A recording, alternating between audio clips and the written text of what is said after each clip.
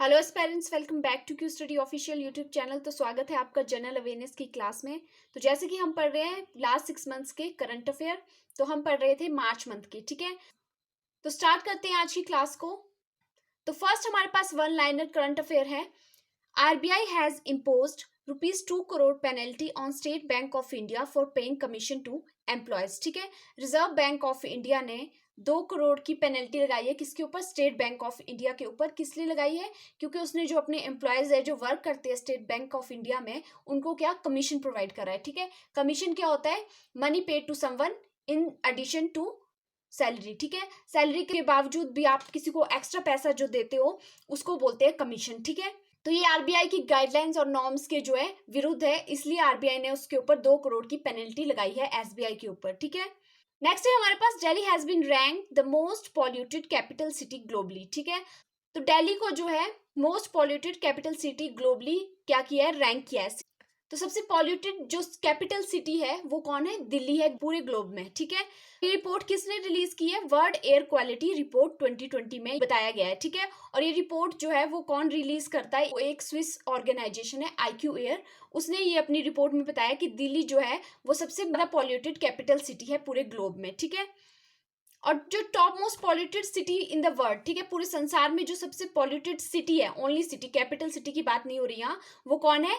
Jinjiang, China. ठीक है, Jinjiang China की एक सिटी है जो कि सबसे ज्यादा पॉल्यूटेड है इन द वर्ल्ड। ठीक है, और ये जो रिपोर्ट निकली है वर्ल्ड एयर क्वालिटी रिपोर्ट 2020, इसमें जो टॉप 30 मोस्ट पॉल्यूटेड सिटी है उनमें से 22 सिटी इंडिया की है। ठीक है, नेक्स्ट है हमारे पास M.A. Ganapathi appointed as the director general of National security Guard. ठीक है, M.A. गणपति जी को क्या बनाया गया? डायरेक्टर जनरल बनाया गया नेशनल सिक्योरिटी गार्ड। ठीक है, नेशनल सिक्योरिटी गार्ड जो है ऑर्गेनाइजेशन है, ये किसके अंडर आती है? Ministry of home affairs. ठीक है, गृह मंत्रालय के अंदर आती है ये नेशनल सिक्योरिटी गार्ड ऑर्गेनाइजेशन। ठीक है, तो ये किस लिए बनाया गया? टेररिज्म को कॉम्बैक्ट करने के लिए ये ऑर्गेनाइजेशन बनाई गई है नेशनल सिक्योरिटी गार्ड, और इसके डायरेक्टर जनरल बनाया गया है M.A. गणपति को। ठीक है, तो आपको ये याद रखना है।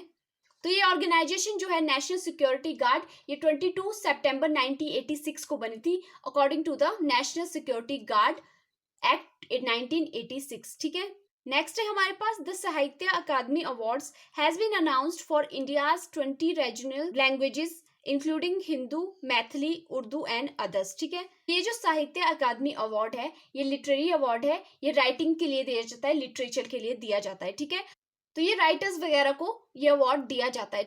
नेक्स्ट है हमारे पास ग्लोबल रिसाइकलिंग डे। ठीक है, ग्लोबल रिसाइकलिंग डे कब मनाया जाता है? मार्च 18 को मनाया जाता है। ठीक है, और ये किस लिए मनाया जाता है? ताकि जो नेचुरल रिसोर्सेज का हम रैपिडली यूज कर रहे हैं उसकी अवेयरनेस के लिए ये मनाया जाता है। ठीक है, और इस साल के लिए इसकी थीम थी रिसाइकलिंग हीरोज। ठीक है, ये उनके लिए है जो नेचुरल रिसोर्सेज को कंजर्व करने में हेल्प करते हैं और चीजों को रिसाइकिल करते हैं। ठीक है, नेक्स्ट है हमारे पास डॉन अंडर द डॉम। तो ये एक ई बुक है जो किसने लिखी है? स्वाति पांडे जी ने लिखी है। ठीक है, dawn under the dome by Swati Pandey.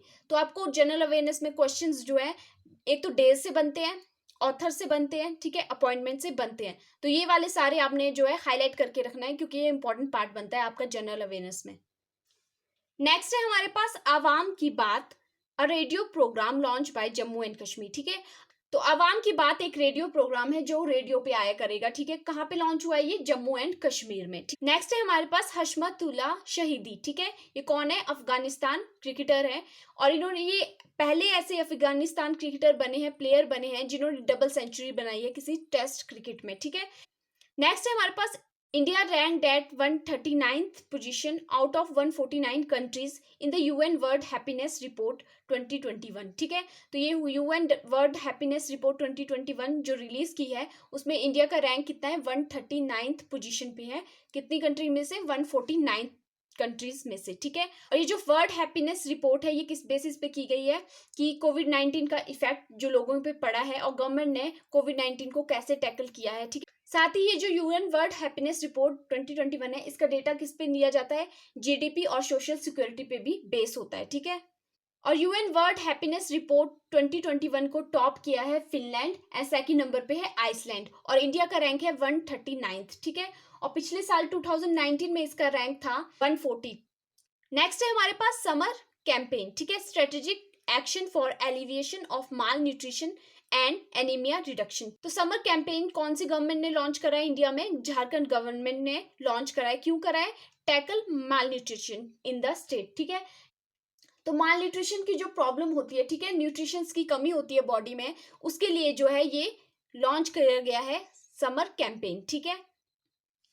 Next है हमारे पास इंटरनेशनल डे ऑफ फॉरेस्ट, ठीक है। कब मनाया जाता है? मार्च 21 को वर्ल्ड फॉरेस्ट्री डे भी बोलते हैं। और इस साल के लिए इसकी थीम थी forest restoration a pathway to recovery and wellbeing, ठीक है। क्या थीम थी? Forest restoration a pathway to recovery and wellbeing. And 21 March को एक और डे मनाया जाता है, international day for elimination of racial discrimination, ठीक है। तो ये जो जातिवाद का भेदभाव होता है उसके लिए ये दिन मनाया जाता है, मार्च 21 को मनाया जाता है, ठीक है। इस साल के लिए इसकी थीम थी youth standing up against racism, ठीक है। जो यूथ है, यंग जो जनरेशन है, वो खड़ी हो रही है रेसिज्म के अगेंस्ट, ठीक है, जातिवाद के विरुद्ध। तो ये थी आपके मार्च मंथ के कुछ करंट अफेयर्स। कल आपका जो है मार्च मंथ कंप्लीट हो जाएगा, तो नेक्स्ट हम कल के बाद करेंगे अप्रैल मंथ के। तो आई होप आपको आज की क्लास अच्छी लगी होगी। अगर अच्छी लगी है तो वीडियो को लाइक कर दीजिएगा एंड चैनल को सब्सक्राइब कर दीजिएगा। Thank you so much for watching.